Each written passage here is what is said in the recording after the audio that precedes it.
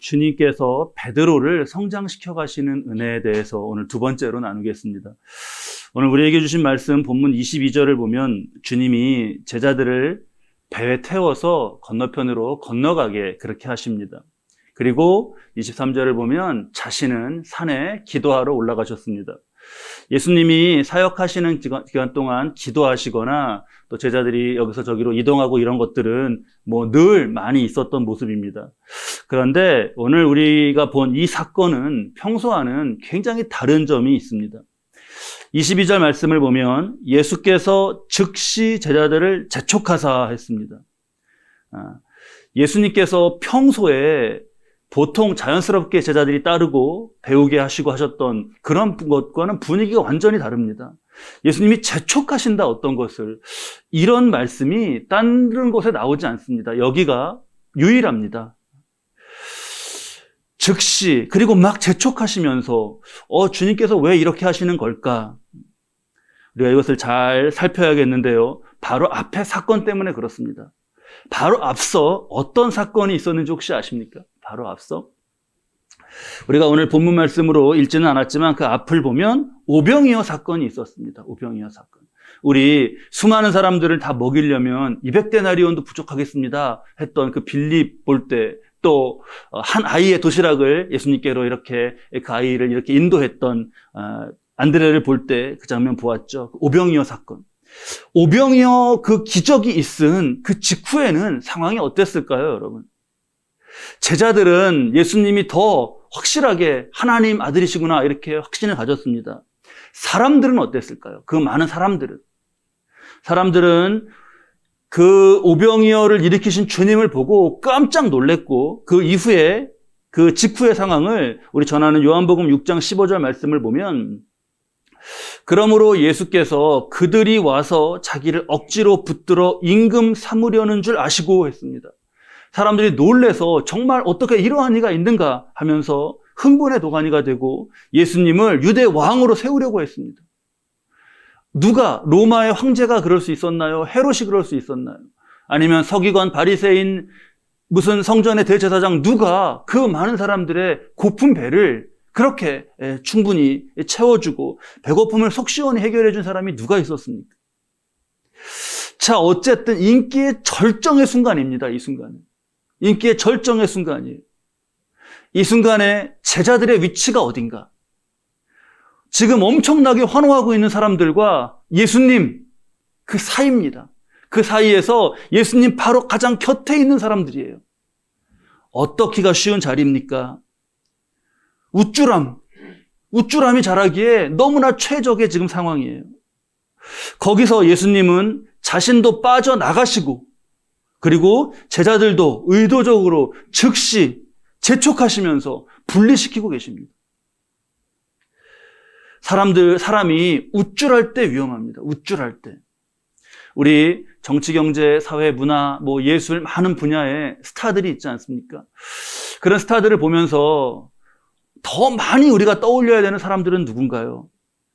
인기를 막 좀 얻어가기 시작할 때, 뭔가 이제 좀 되어가려고 하는 그때 사람들이 알아준다는 우쭐함에 빠져서 몰락해버린 그런 수많은 사람들을 우리가 떠올려야 됩니다. 그래서 그 인기가 조금 예전만 같지 못하다는 것으로, 또 그 허망함 가운데 성급히 스스로 파멸해버린 모습을 우리가 꼭 기억해야 합니다. 고린도전서 10장 12절 말씀입니다. 우리 이 말씀 함께 읽을까요? 그런즉 선줄로 생각하는 자는 넘어질까 조심하라. 저는 이 말씀 묵상하면서 그 인터뷰가 떠올랐는데, 그 박항서 감독님 인터뷰였어요. 제가 한번 소개해드린 적이 있는데, 베트남에서 굉장히 지금 영웅이 되어 있죠.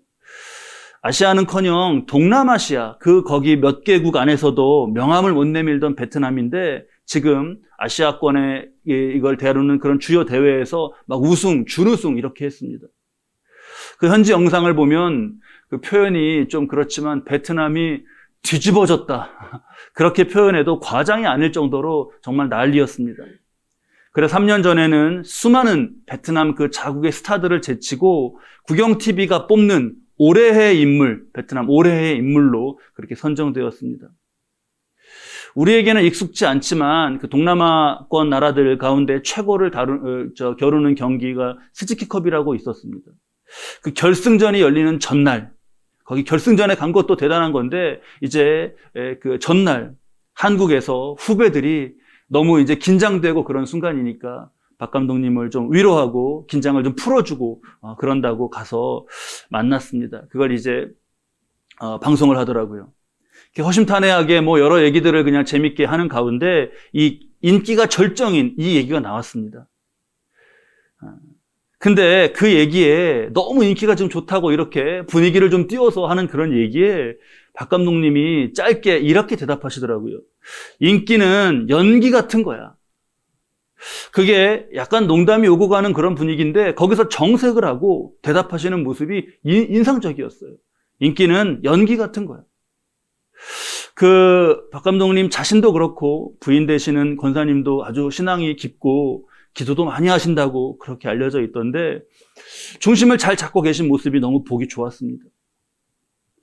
아니나 다를까요? 요즘에 이제 베트남을 아시아 그 월드컵 최종 예선까지 진출시켰는데 그 최종 예선 경기들 가운데에는 올해 경기들 가운데에는 지금 연패가 이어지고 있습니다. 모든 베트남 사람들이 그런 건 아니지만 이제 그 안에서 슬슬 베트남 내에서 그 분위기가 달라지고 있다고 하더라고요. 비난도 하고. 그 급기야 세계의 축구인들이 베트남 아시아 최종 예선에 첫 진출한 거 그것도 정말 그 선수들을 봐서는 또 그 베트남을 봐서는 대단한데 세계적인 수준이나 현실을 모른다 저렇게 하면서 쓴소리하는 것을 들었습니다. 인기는 연기 같은 거다. 참 인상적이었습니다. 지금 예수님께서 즉시 재촉하시면서 하시고 계시는 이 모습의 가르치심에서 우리가 이걸 꼭 새겨야 하겠습니다. 이어서 예수님은 기도하러 땅에 살아 올라가셨습니다. 제자들은 배를 태워서 건너편 계속 사역을 감당해야 되는 사명의 자리로 보내십니다. 그리고 이 과정에서 매우 중요한 사건이 발생을 해요. 24절을 보면 배가 육지에서 술이나 떠났는데 갈릴리 바다 가운데에서 바람이 거세지고 물결이 높아집니다. 그러니까 제자들은 캄캄한 밤에 두려움 속에서 힘겹게 막 노를 젓고 시작했습니다. 그때 25절을 보면 밤 4경에 예수님이 바다 위를 걸어서 제자들에게 오십니다. 우리가 이 말씀에서 중요하게 새겨야겠어요. 여러분, 예수님은 우리의 풍랑을 아십니다. 우리의 불안을 아십니다. 산에서 홀로 기도하시는 예수님은 제자들이 폭풍의 위기에 처한 것을 아십니다. 잊지 말아야 돼요, 우리가 이것을. 우리가 예수님의 다가오심을 알지 못할 때에도, 그때도 예수님은 풍랑 속을 걸어오고 계십니다. 시간에 중요한 의미가 담겨 있죠. 여러분, 우리 한 곳 한 곳 말씀을 잘 이렇게 새기면서 나의 삶에 잘 적용해 보십시오. 25절 보면 몇 시죠? 밤 4경입니다. 밤 4경이 언젠가요? 지금 로마와 유대 여기 지역에선 저녁 6시부터 다음날 새벽 6시까지를 4등분해서 나눴습니다. 3시간씩 나눴습니다. 6시부터 9시까지가 1경, 9시부터 12시까지가 2경, 12시부터 3시까지가 3경, 3시부터 새벽 6시까지, 거기가 4경이에요. 주님은 4경에 오셨습니다. 보십시오, 여러분. 주님이 2경에도 오실 수 있었고 3경에도 오실 수 있었습니다. 그렇지 않습니까? 그런데 4경입니다. 4경의 의미가 뭐죠? 밤새 방법을 찾지 못했을 때입니다. 가장 어두웠을 때입니다. 그래서 사람이 포기하게 되는 때입니다. 그때가 주님의 시간입니다.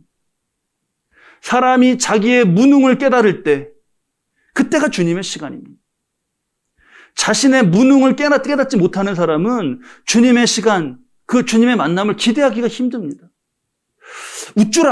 우쭐함의 쓴 열매가 바로 이것이죠. 주님의 만남, 주님의 시간을 체험하지 못합니다.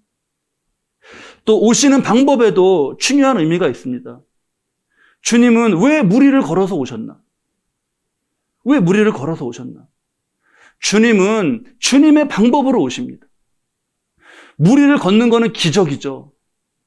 우리가 이걸 기적이라고 보고 하고 막 놀라운 일이라고 말합니다. 근데 그건 그냥 주님의 방법일 뿐입니다. 주님의 때, 주님의 방법으로요. 이쯤에서 자세히 보면 이 사건들이 그냥 일어난 것 같지가 않습니다. 지금 배를 막 타고 가게 하신 게 주님이에요. 그리고 자신은 거기 타지 않으셨습니다. 갈릴리의 풍랑이 일거, 그거는 뭐 사람은 잘 모르지만 주님이 그걸 모르는 게 아니지 않습니까? 또 2경, 3경 다 보내고 4경입니다. 갈릴리의 풍랑은 멀리서도 잠잠케 하실 수 있습니다. 지금 예수님의 어떤 의도가 담긴 세팅이라는 걸 우리가 느낄 수 있어요. 그리고 이 세팅에서 그 다음에 무엇이 드러나죠? 제자들의 현재의 상태가 여실하게 드러납니다. 26절을 보면 제자들이 그가 바다 위로 걸어오심을 보고 놀라 유령이라 하며 무서워하여 소리 지르거늘. 밤에 뭐가 이렇게 막 어떤 형체가 캄캄한데 바다 위로 누가 이렇게 걸어오니까 뭐 놀랄만도 하기는 합니다. 근데 이게 지금 서로의 소리가 들리는 근처 가까운 거리인데 예수님이 말씀해 주시기 전까지 전혀 알지 못하고 무서워하고 소리 지르고 두려움에만 빠져버린 거. 이건 너무나 아쉽습니다.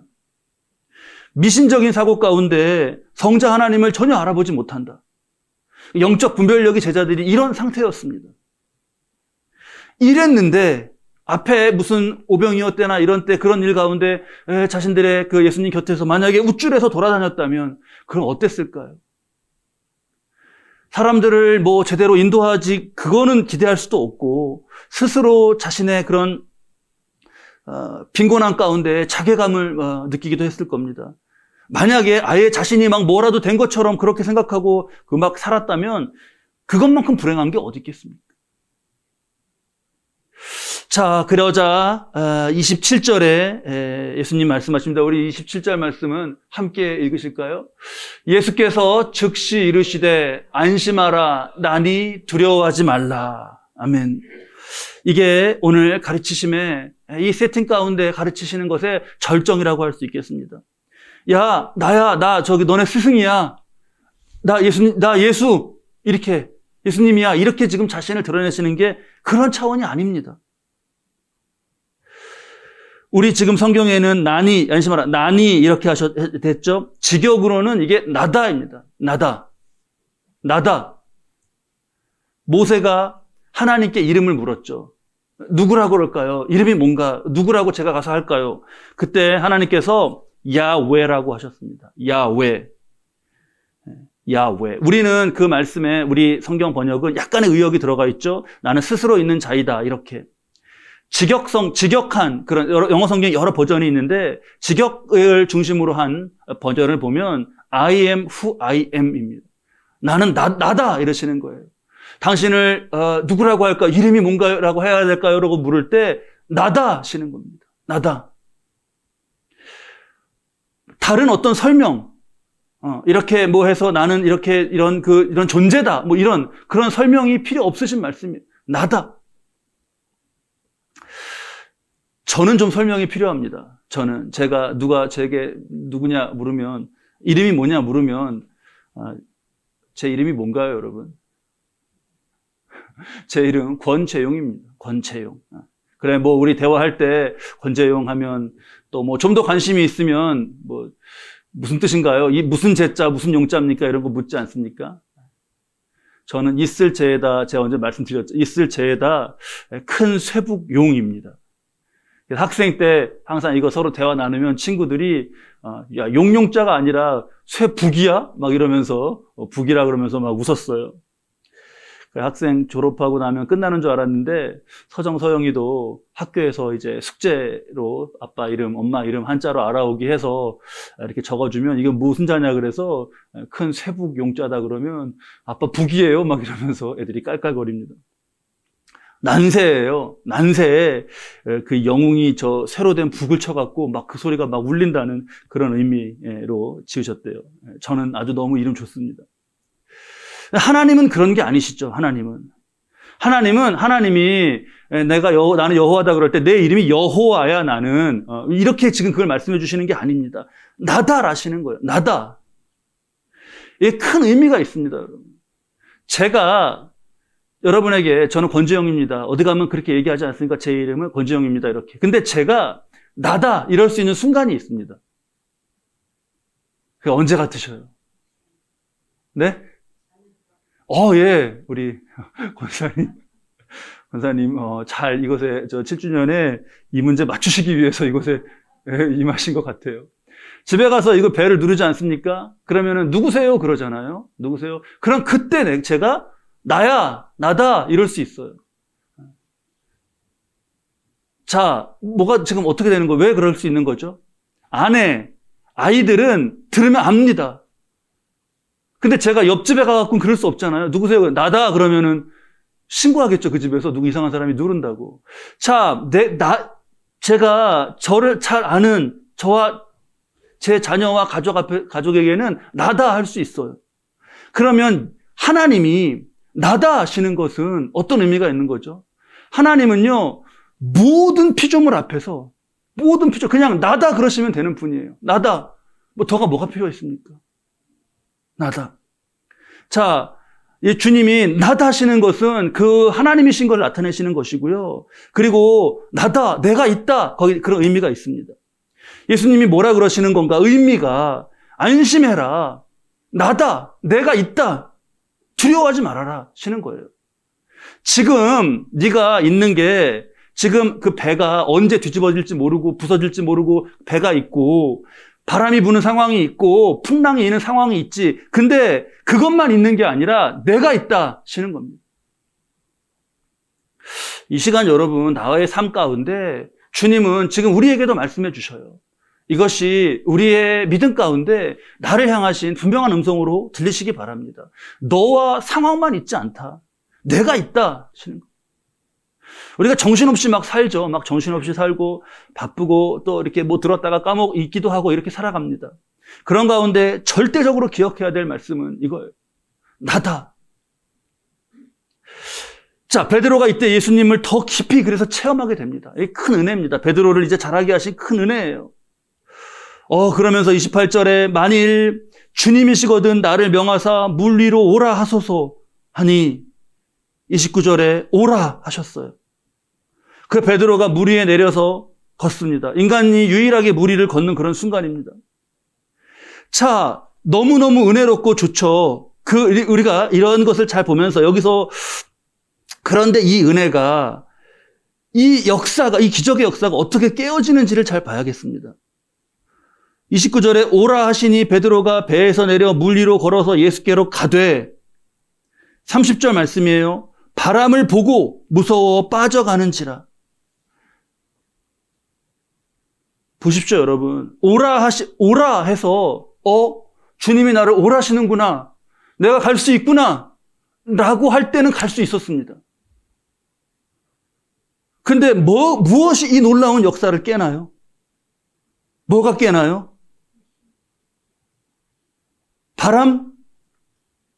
자, 우리 말씀을 보면 30절에 바람을 보고입니다. 바람이 깬 건가요? 바람은 아까부터 계속 불고 있었습니다. 바람은 계속 있었어요. 그러니까 문제가 바람이 아니라 그 뒤에 있는 보고입니다. 보고. 아까부터 불던 바람은 베드로를 빠뜨리지도 못하고 아무 위협도 되지도 않았습니다. 걸어가고 있었을 때. 근데 그걸 보자 무서움에 사로잡혔었고, 그리고 자기가 이때까지 멀쩡히 발 딛고 있던 문제의 그 물에 사로잡혀 빠져 들어간 것이었죠. 이게 믿음으로 만들어져가는 역사와 믿음이 없이 만들어져가는 역사, 이게 완전히 다릅니다. 그러니까 어떤 사람은 딛고 그냥 넘어가는 문제가 어떤 사람은 빠져서 헤어나오지 못하는 것이 되는 거죠. 같은 사람이어도 어떤 때는 딛고 그냥 가서 내가 딛고 갔는지도 조차 내가 이것을 지났는지도 조차 의식하지 못하는 그런 일인데 어떤 때는 거기 무서워 빠져서 헤매고 죽어가는 겁니다.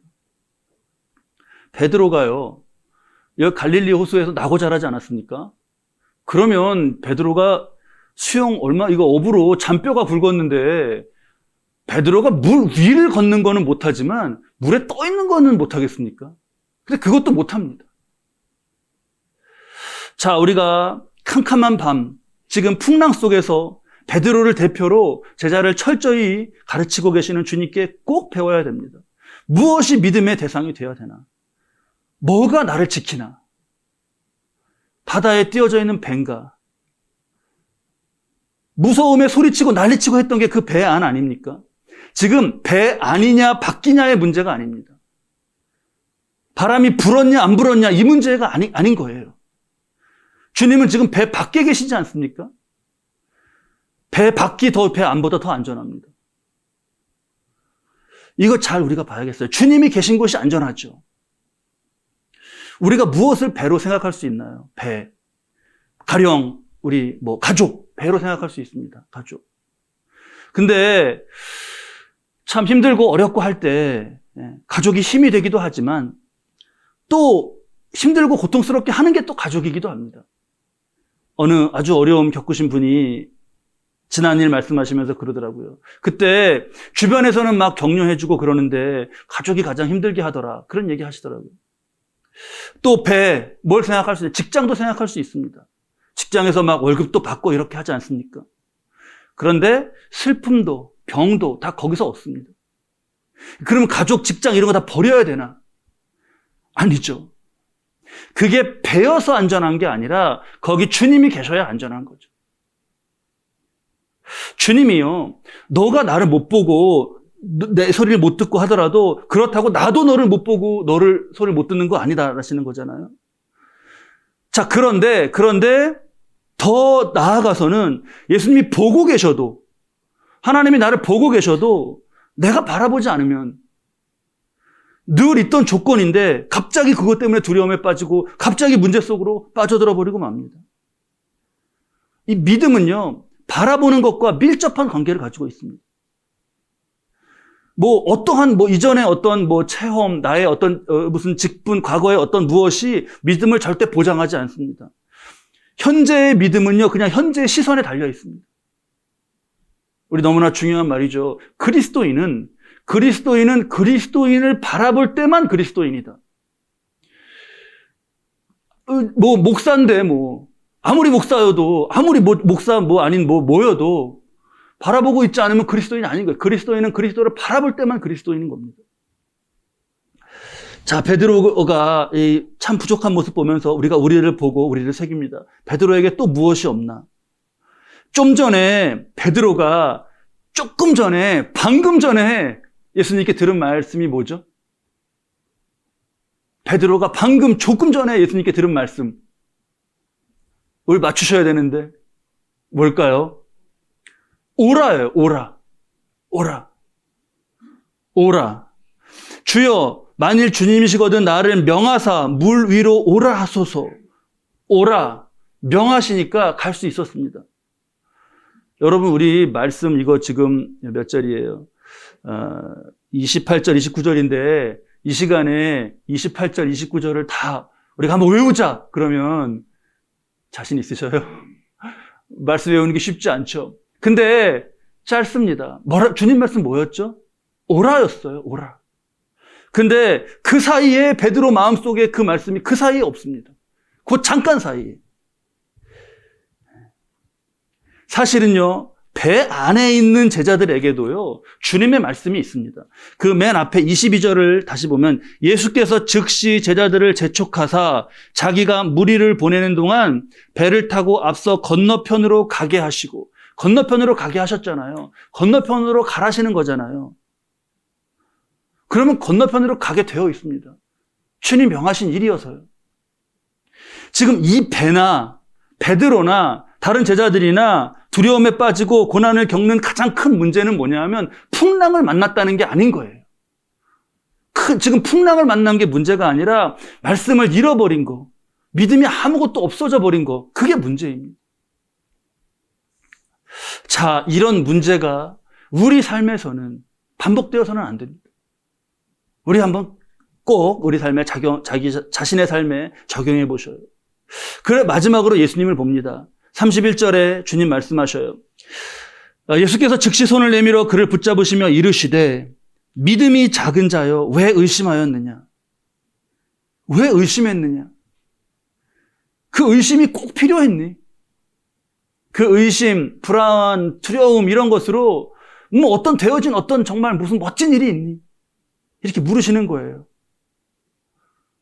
여러분도 한번 점검해 보셔요. 어떤 의심이 들 때, 불안이 들 때, 두려움이 일 때 이게 꼭 필요한가? 나 지금 이게 꼭 있어야 돼 갖고 내가 지금 이거를 이렇게 품는 건가? 자, 그러시면서 이 말씀하시기 전에 어떻게 하셨나요? 손을 내밀어 그를 붙잡으셨습니다. 손을 내밀어 그를. 여러분, 우리 상황 가운데요, 주님이 손을 붙잡아 주시기 바랍니다. 세상에 제일 안전한 곳이 어디냐? 배 안이 아닌 거예요. 그러니까 주님 손 아닙니다. 우쭐함에 빠질 위험에 있을 때 즉시 재촉하신 주님께서 위험에서 주여 나를 구원하소서 외치는 베드로를 향해서 다시 즉시 손을 내미셨어요. 주님은 저와 여러분의 곁에도 이렇게 와 계십니다.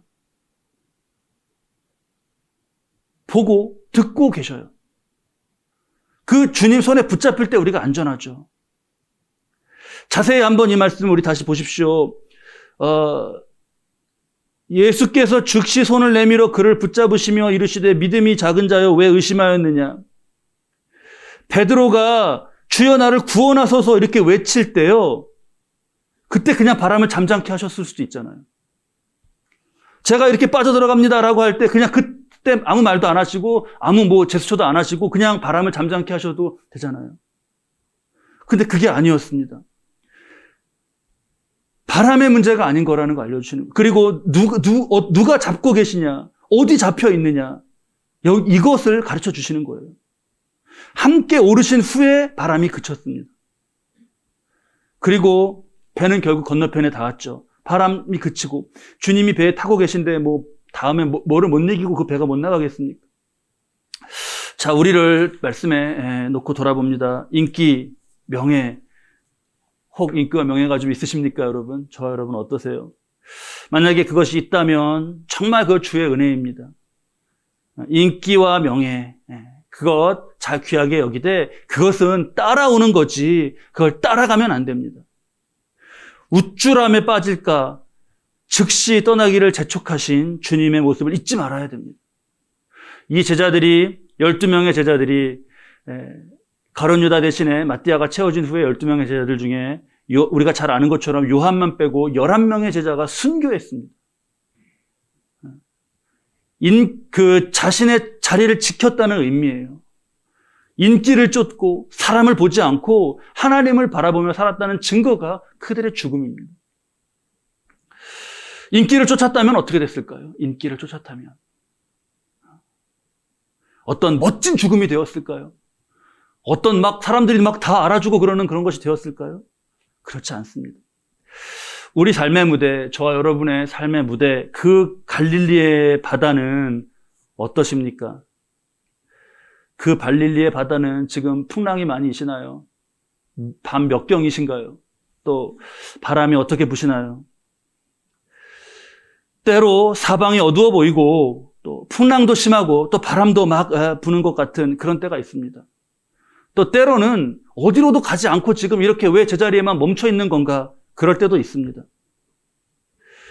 또 어디론가는 가고 있는데 가기는 지금 배가 움직이고 있는데 가정이고 일터고 뭐가 되기는 앞으로는 가는 것 같은데 이게 어디로 가는 건지 잘 모르겠을 때도 있습니다.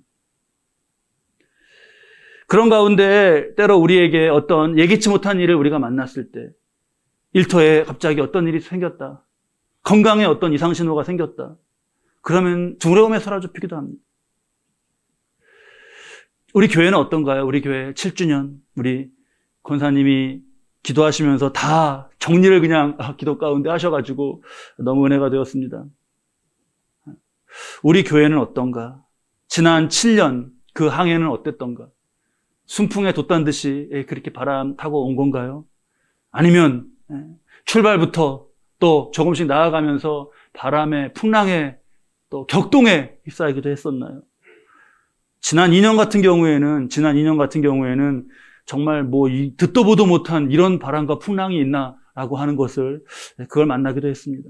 그런데 여러분, 이 갈릴리와 우리의 삶을 놓고 잘 새기면서 마지막으로 이렇게 정리를 한번 잘 해야겠습니다. 갈릴리 바다에 바람이 없고 파도가 잔잔한 날이 며칠이나 되겠습니까? 어차피 바람과 파도는 바다와 한 세트입니다. 그거 바다라고 부르잖아요. 문제는 뭐냐 하면 나도 거기에 한 세트가 될 것인가가 문제인 겁니다. 주님은 이 시간에 말씀으로 우리에게 손을 내밀고 계시는 거예요. 내가 있다. 너만 있지 않고 내가 있다. 그 주님의 손에 여러분 잡히시고요. 함께 배에 오르시기 바랍니다. 주님과 세트가 되시기 바랍니다. 그러면요, 주님이 우리로 어둠에, 바다에, 그 풍랑에 거기에 헤매다가 떠돌다가 어디도 가지 못하고 그 갈릴리에 빠져버리고 마는, 그렇게 향하게 하시지 않을 겁니다. 주님, 이 갈릴리 위에서의 바람은 우리의 믿음의 진정성을 측량하고 있잖아요. 주님이 지금 그렇게 저와 여러분에게 말씀하시는 그 음성을 잘 들으시고 주님 손에 붙잡히셔서 주시는 말씀 잊지 아니하고, 방금 들은 말씀도 잊었던 베드로 같지 않게 주시는 말씀 다 기억하고 다 깨닫고 그렇게 주님과 동행하면서 분명 그렇게 믿음으로 나아갈 때 저와 여러분의 삶의 배, 우리의 가정 일터, 또 우리 교회 다 분명히 주님이 이끄시는 그 건너편에 닿을 것입니다. 그렇게 복되게 나아가는 저 여러분 되시기를 주님의 이름으로 축원합니다.